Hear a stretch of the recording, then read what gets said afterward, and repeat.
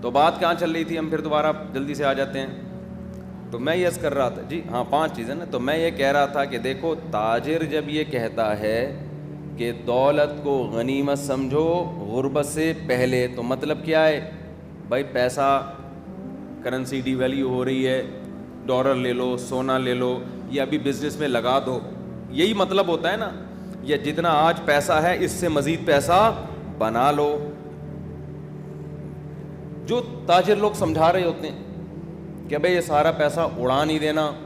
میں ایک دفعہ گلشن اقبال میں کھڑا تھا نا، میں لوگوں کی باتیں بڑے شوق سے سنتا ہوں جو چھپا نہیں رہے ہوتے، ایسا نہیں کہ کان لگا کے کہ کیا کہہ رہے ہیں، جو اوپنلی باتیں ہو رہی ہوتی ہیں. مجھے ذرا مزہ آتا ہے کہ سوسائٹی کس طرف کو جا رہی ہے، ان کی باتیں کیا ہوتی ہیں آپس میں، جو اوپنلی کر رہے ہوتے ہیں. چھپ کے کسی کی بات سننا یہ بہت بڑا جرم ہے. 2 آدمی چھپ کے بات کر رہے ہوں اور آپ کان لگائیں، تو نبی صلی اللہ علیہ وسلم نے فرمایا ایسے شخص کے کان میں پگھلا ہوا سیسا ڈالا جائے گا قیامت کے دن. آپ جہاز میں بیٹھے ہیں، ٹرین میں بیٹھے ہیں، بس میں بیٹھے ہیں، وہ 2 بندے آپس میں بات کر رہے ہیں، آپ کیا کر رہے ہو؟ سن رہے ہو کہ یہ کیا باتیں کر رہے ہیں. بہت بڑا جرم ہے یہ. خیر، تو وہ گلشن اقبال میں نا ایک کاروباری بندہ بیٹھا ہوا باتیں کر رہا ہے، فون پہ نا اس کو سمجھا رہا ہے. فون پہ کہہ رہا ہے ابے میں نے تیرے کو کاروبار پہ بٹھایا ہے، ابے تو پروفٹ کھانا، انویسٹمنٹ کیوں کھا رہا ہے؟ اس کو سمجھا رہا ہے غصے میں. مجھے وہ اسٹائل بڑا اچھا لگ رہا تھا. ایک تو کراچی کا الگ ہی اسٹائل ہے نا. پھر وہ آگے سے کچھ بول رہا ہوگا ادھر کی تو آواز مجھے نہیں آ رہی. پھر یہ کہہ رہے ابے میں تیرے کو سمجھا رہا ہوں بھائی تو کھا، میں نے منع تھوڑی کیا، کم وقت پروفٹ کھانا، یہ انویسٹمنٹ کیوں کھا رہا ہے تو؟ اس کو بار بار سمجھا رہا ہے کہ ابے تو انویسٹمنٹ ہی کھانا شروع کر دے گا تو کاروبار کا تو بیڑا غرق ہو جائے گا. جو سرمایہ لگایا ہے وہی ختم ہو گیا تیرے کھا کھا کے، تو بچے گا کیا؟ تو نا کافی دیر سے ان دونوں میں یہ پھڈا ہو رہا تھا. تو مجھے لگا وہ کم وقت کیا کھا رہا ہے، جس کو پیسہ دیا ہے نا وہ پیسہ ہی کھانا شروع کر دیا اس نے، اور یہ سمجھا رہا ہے میں نے تجھے پیسہ اس لیے نہیں دیا کہ تو یہ پیسہ ہی کھا جا.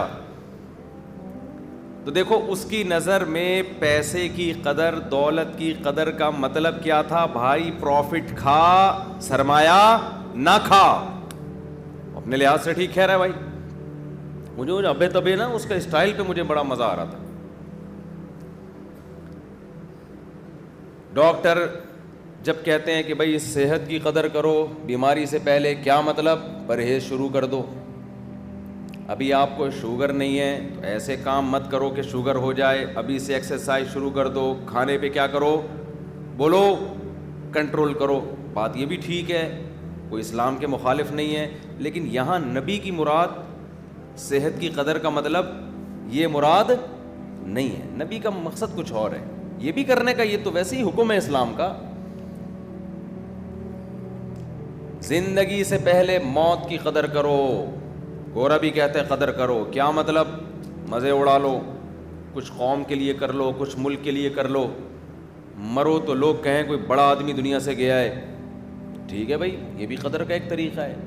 اسلام کی مراد یہ نہیں.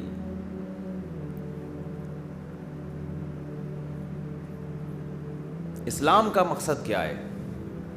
یہ 5 نعمتیں اللہ نے تمہیں دی ہیں، آخرت کے لیے کھپا دو. اس سے پہلے کہ آخرت کے لیے کھپانے کے لیے تمہارے پاس یہ نعمتیں نہ ہوں. آج تم آخرت کے لیے، اللہ کو راضی کرنے کے لیے جو کر سکتے ہو، کل وہ نہیں کر سکو گے. آج صحت ہے، تہجد پڑھ سکتے ہو، اللہ کی راہ میں جہاد کر سکتے ہو. آج اللہ نے تمہیں صحت دی ہے، آج تم بیوی بچوں کے حقوق ادا بولو کر سکتے ہو. آج تم تبلیغ میں وقت لگا سکتے ہو، آج حج کر سکتے ہو، آج عمرہ کر سکتے ہو. لوگ تبلیغ میں نکلنے کے لیے ایک وعدہ کرتے ہیں نا، 4 مہینے ہم لگائیں گے. اکثر نوجوان جو میرے پاس آتے ہیں نا، جن سے کوئی گناہ نہ چھوٹ رہا ہو، جس کی عادت پڑ گئی ہو.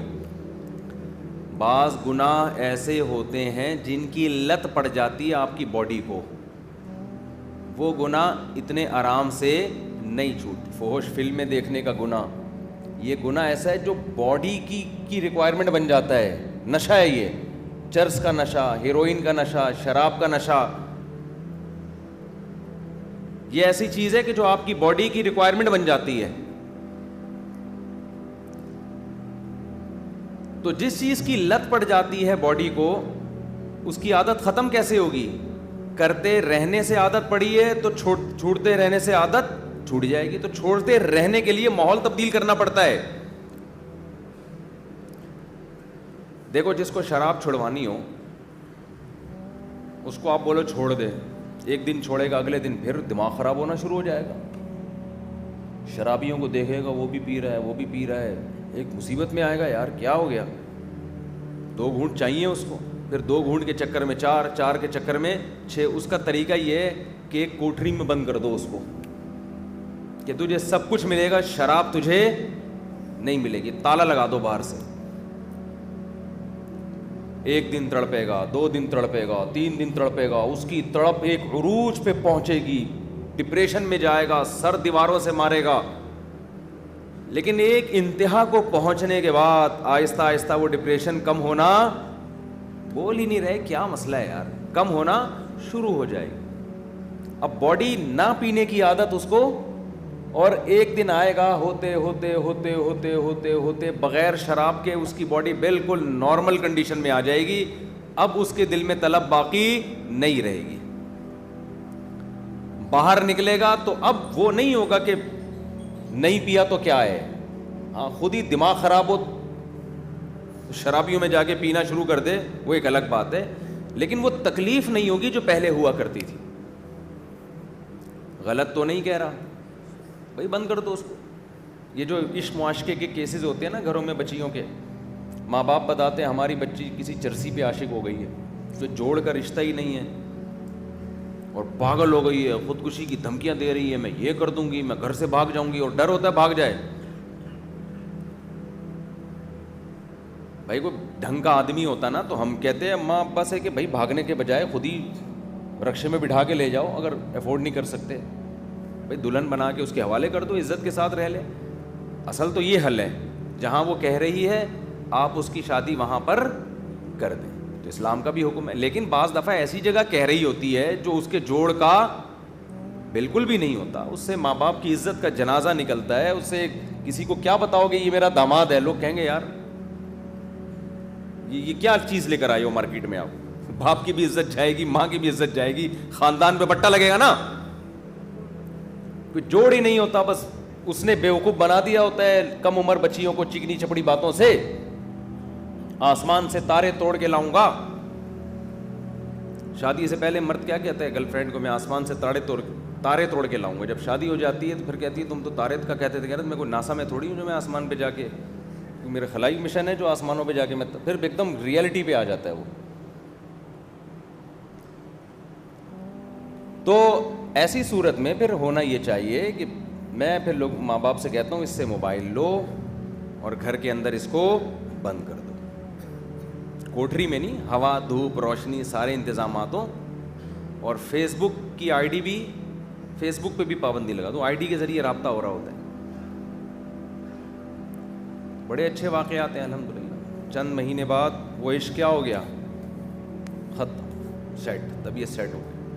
کیونکہ بچیوں کی زندگی کو تباہی سے بچانے کے لیے یہ صحیح پڑتی ہے. لبرل لوگ تو کہتے ہیں دیکھو مولوی صاحب ماں باپ کو سختی کا حکم دے رہے ہیں, اپنی اولاد پہ سختی کرے. یہ لبرل لوگ بھی جو مذہب کے باغی ہوتے ہیں نا, عجیب ہی ہوتے ہیں. یہ گورنمنٹ کو تو اجازت دیتے ہیں کہ کوڑے بھی لگائے, پھندے پہ لٹکا بھی دے بندے کو مارنے کے لیے, پھانسی کے پھندے پہ, عمر قید کی سزائیں بھی دے 14 سال. ماں باپ کو اجازت نہیں دے رہے جو بالکل جو جن سے زیادہ اولاد کا کوئی خیر خواہ ہی نہیں ہوتا, تو ماں باپ کو اجازت نہیں دیتے کہ اولاد کے مستقبل کے لیے اس پر کسی بھی معاملے میں سختی کرے. اس کو ہیومن رائٹس اور ویمن رائٹس کے خلاف سمجھتے ہیں. یہ کہتے ہیں آزاد ہے,